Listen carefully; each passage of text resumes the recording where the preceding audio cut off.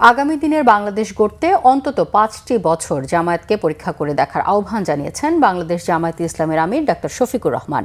উত্তরবঙ্গে ২ দিনের নির্বাচনী সফরের অংশ হিসেবে শুক্রবার সন্ধ্যায় রংপুর পাবলিক লাইব্রেরি মাঠে নির্বাচনী সভায় একথা বলেন তিনি।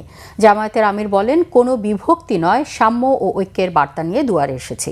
নিজেদের পরীক্ষা করে দেখুন, বিগত ১৭ বছর জামায়াতের নেতাকর্মীদের বাংলাদেশের নাগরিক হিসেবেই গণ্য করা হয়নি বলে অভিযোগ তুলে ডাক্তার শফিক জানান, আশা ছিল অভ্যুত্থানের পর অনেক কিছুর বদল হবে, কিন্তু ফ্যাসিবাদের নানা উপাদান এখনো রয়ে গেছে। এ সময় জুলুমকারীদের জনগণ লাল কার্ড দেখাবে উল্লেখ করে তিনি বলেন, যারা একসময় মজলুম ছিল, অভ্যুত্থানের পর জুলুমকারী হয়েছেন, তাদের জন্য জনগণ লাল কার্ড নিয়ে অপেক্ষা করছে। রঙিন স্বপ্ন দেখিয়ে মজার মজার কথা বলে আপনাদেরকে একেবারে দেখবেন যে চৌথাই আসমানে পাঠিয়ে দিচ্ছে। এরা দুঃখবাজ, চিনে রাখবেন। এদেরকে ইয়েস বলবেন না, এদেরকে কি বলবেন?